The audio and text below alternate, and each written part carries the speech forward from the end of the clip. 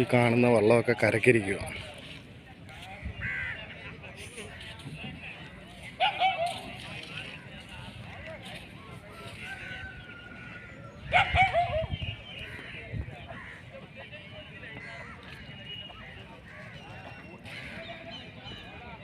മത്സ്യങ്ങൾ കൂടുതൽ അടിഞ്ഞുകൂടുന്ന ഒരു കാലമാണ് ഈ ചാകര എന്ന് പറയുന്നത്. ഈ ചാകര ഉണ്ടാകുന്ന കാലത്തിന് തൊട്ടു മുമ്പ് ഇങ്ങനെ കടൽ ഉൾവലിയുന്ന ഒരു ശീലം കടൽ സാധാരണഗതിയിൽ കാണിക്കാറുണ്ട്. അതിന്റെ ഭാഗമായ ഒരു ഉൾവലിയലാണ് സംഭവിച്ചത് എന്നാണ് മത്സ്യത്തൊഴിലാളികൾ പറയുന്നത്.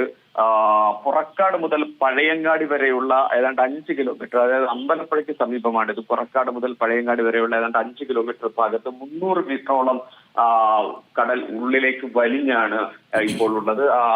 അതുകൊണ്ട് തന്നെ കടൽ ഉള്ളിലേക്ക് വലിയുന്ന സമയത്ത് സാധാരണ ഒരു പ്രക്ഷുബ്ധാവസ്ഥ സൃഷ്ടിക്കും. ഇതനുസരിച്ച് കരയ്ക്ക് വെള്ളം കയറുകയും അടുത്തുള്ള ചില വീടുകളിൽ നേരിയ തോതിലാണെങ്കിലും കടൽ കയറുന്ന ഒരു ശീലവും ഉണ്ടാകും. അത്തരത്തിലേക്കുള്ള ഒരു ആശങ്ക മത്സ്യത്തൊഴിലാളികളെ സംബന്ധിച്ചിടത്തോളം ഉണ്ട് എന്ന് ഒഴിച്ചു നിർത്തിയ മറ്റൊരു അപകടാവസ്ഥ ഇത് ഉണ്ടാക്കുന്നില്ല. സാധാരണഗതിയിൽ ഞാൻ നേരത്തെ പറഞ്ഞതുപോലെ ഈ ചാകര ഉണ്ടാകുന്നതിന് തൊട്ടു മുമ്പുണ്ടാകുന്ന കടലിന്റെ സ്വാഭാവിക പ്രതിഭാസമാണ് ഈ ഉൾവലിയൽ. അത്തരത്തിലാണ് മത്സ്യത്തൊഴിലാളികൾ അതിനെ കാണുന്നത്. അവരെ സംബന്ധിച്ചത് ആ അർത്ഥത്തിൽ അതൊരു പ്രതീക്ഷ നൽകുന്ന കാര്യം കൂടിയാണ്.